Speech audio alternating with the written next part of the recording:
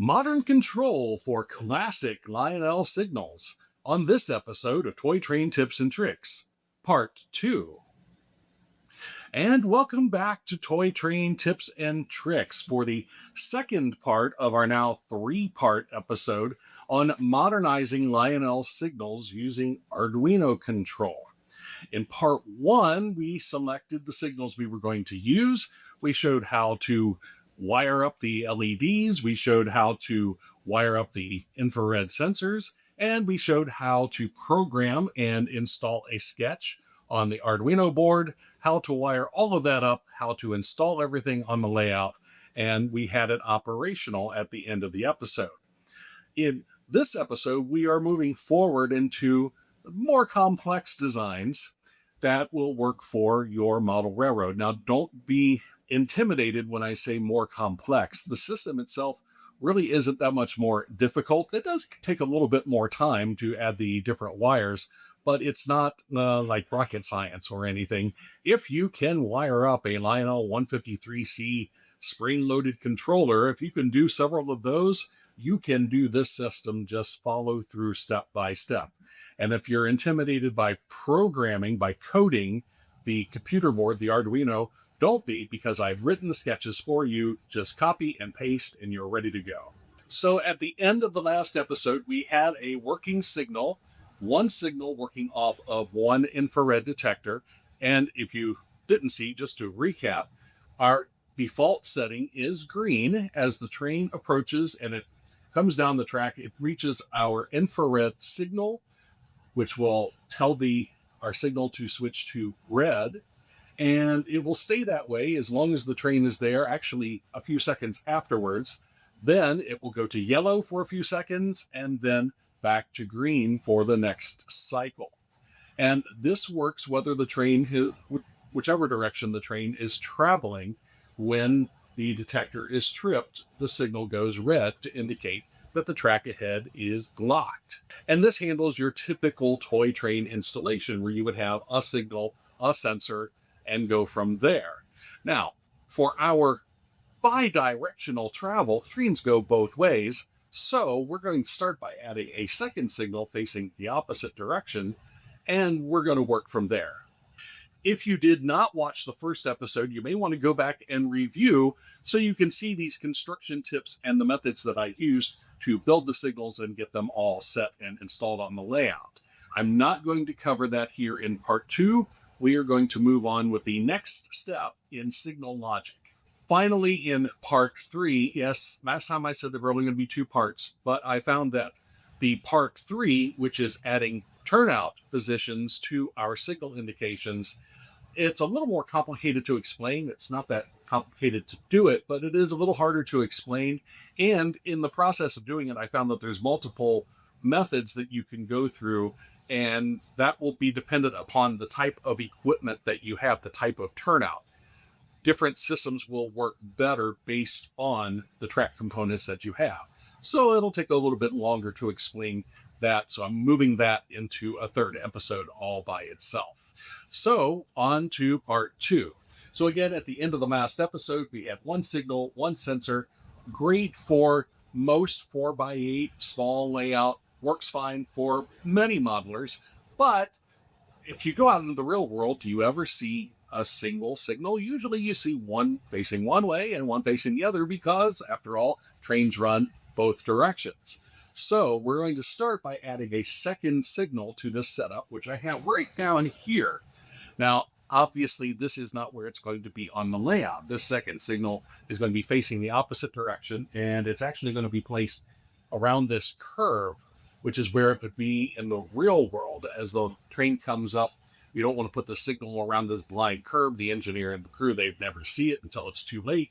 So we're putting the signal back here at the beginning of the curve so that the train crew would have an idea of what's waiting for them when they come around the curve. So I'm just putting it here so that you can see it. If I put it over there, the camera would never see what's going on with this signal. Also notice there's a big difference in the intensity of the light between the two signals. This one, I used my Scotch tape as the diffuser. This one has the original Lionel diffuser, and you notice this one is much dimmer, easy for me to say. And so this one is much dimmer. And so before I install this on the layout, I'm going to switch this out and throw a little piece of Scotch tape on there as the diffuser instead. And the Lionel one will go in the part box for a later project. So again, this first part, this is kind of a basic setup. We're going to have both signals using the same sensor and giving the same indication in multiple directions. Again, this would be good for most really small operators. If you're talking about a 4x8, a 4x6, a simple loop, you don't really have a lot of room to be more complex than this. So while it's not really prototypical to have them both showing the same indication both ways, this is a good place to start. By the end of this episode, we will have the two signals, but we will add extra sensors and program the logic accordingly so that we get more prototypical indications from the signals for bidirectional operation. Okay, so for this first project, all we really need is a second signal. We are going to wire it up. We're going to prepare it exactly the same way as we did this signal in the previous episode. So you can go back to the other episode and review if necessary. But now that we have this signals operating twin, we don't need another infrared sensor. All we have to do is wire this second signal up into our Arduino board. So going to our digital pins, with this signal, we had them in pins 5, 6, and 7. This one we're going to add to 8, 9, and 10. The red goes to digital pin 8, yellow goes to digital pin 9, and red goes to digital pin 10. And don't forget about the resistors. Now remember, the 220 ohm resistor is a good all around, and I use that for my red and my green. My yellows are a little dimmer, so I want a little bit more current going to them. So I swap out the 220 ohm for a 150 ohm for my yellows to get the colors a little bit more even. And then the fourth wire, the ground, of course, goes to any ground on the Arduino. Now you say, well, Mike, I'm starting to run out of ground pins on my Arduino. An easy solution for that is these 1, 2, 3 pigtails for the DuPont. So you can take and install the pin into any of the grounds, and then instead of one ground pin, you now have 3. And so by doing that, you've got plenty of ground pins to work with on your Arduino board. And there is a link to this and all of the other products that I have used in this project in the video description. Just follow the Amazon link to my Signal Projects page, and you'll find links to all of the different things that I've used so far. Also in that video description is where you are going to find the updated Arduino sketch for this project. Just scroll down to the part that says 2 signals, 1 sensor, copy it, paste it into your Arduino IDE program, load it onto the Arduino board, and you are in business. Again, if you need to review how any of that works, go back to the previous episode. It's all covered there. And so here, if I can keep my body out of the way, you see that the 2 signals will give exactly the same indications, whether it's eastbound or westbound. As the train hits the signal, it goes to red, holds the red for a few seconds after the train passes, goes to yellow, and then to green. And again, this works pretty well on your basic toy train layout. It gives that pizzazz of the changing colors and adds some animation, but it's not particularly prototypical. Well, what's wrong with it? Well, think about it. In the real world, signals are there to tell the train crews what's ahead of them down the track. And so if you have a train coming towards the signal, and for some reason you have another train coming this way, this train doesn't know about this train, and this train doesn't know about this train until they reach this spot. And that's way too late to avoid disaster. So what we need to do is add additional sensors so the signal tells us not only what's here, but what's between here and over there, so that a train crew would have time to react to anything up and in front of them. So we could just throw some extra sensors in and wire them together and try it that way, but that doesn't work either. And the reason for that is if you tie all of our extra sensors together, if we have a train coming around the curve this way, and it sets off that sensor, and then it sets off this sensor, well, as it sets off that sensor, then the signal for that train is going to go to red before it even gets there. So we have to tell the signals which sensors they're going to recognize and which ones they're going to ignore. And that's what the Arduino does. It's going to operate each of the two signals independently, and they're each going to be looking at different sensors on different spots on the layout. Now, for this setup, we're going to need our two signals. We are going to need two additional infrared sensors, a total of 3, and we're going to need 2 more of these pigtails. And of course, we're going to need a different Arduino sketch. Now, this is not the location of the sensors where they're going to be on the layout. I'm doing this for the video purposes. This sensor actually is going to be installed down there, actually about even with where the camera is, under the track. And then this sensor, like I said, is going to be around the corner, over closer to the other side of the layout, near the turnout over there. But again, for our purposes, I'll be able to reach these sensors to show you the different indications as we work through and troubleshoot the project. So 2 signals, 3 sensors, 1 board, and a couple of extra pigtails will make it easier. So the first step is we need our new Arduino sketch. So go to the video description and scroll down to the sketch where it says 2 signals, 3 sensors. Copy and paste into your Arduino IDE software, download that onto your Arduino board, and then wire it up as we are going to here in a second. One quick thing before I go on, one thing that I discovered on this project was these new, well, they're new to me anyway, these are shrink wrap butt end connectors, and what these are cool. So it looks like a regular electrical butt connector that you crimp, but the 2 ends are shrink wrap, and there is a metal tube in the middle that actually is infused with just a little bit of solder.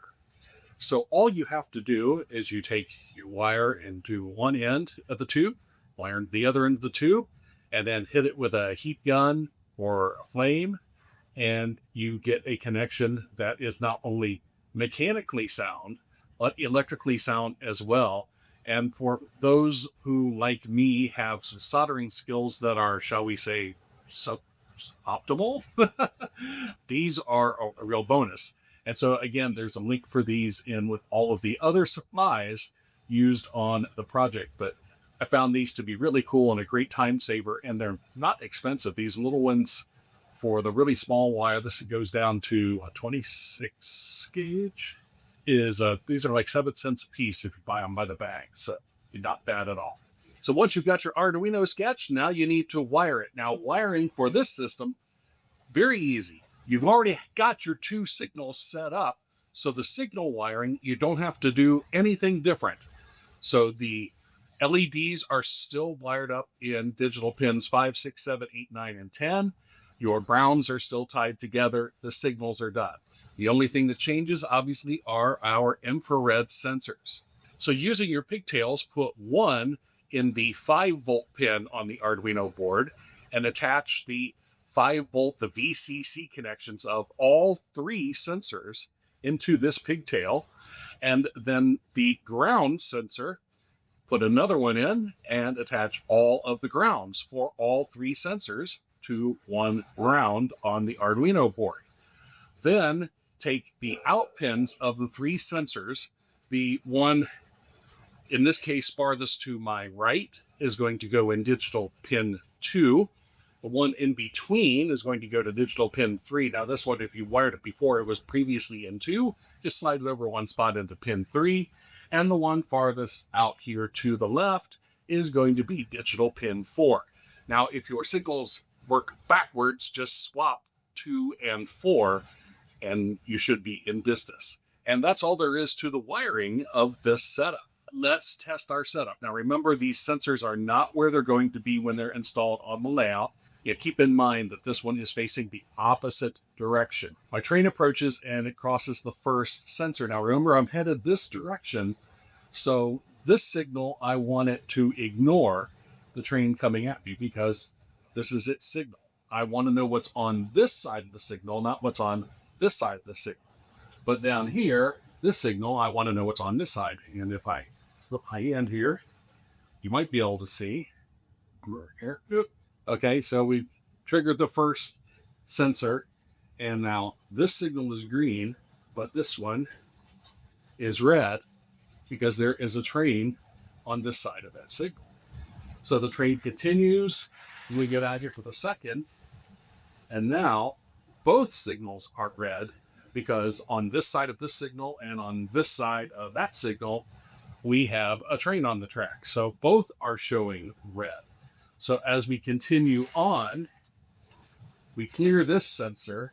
And we clear the other sensor. There we go. And so now this signal returns to clear because there's nothing on this side of that signal.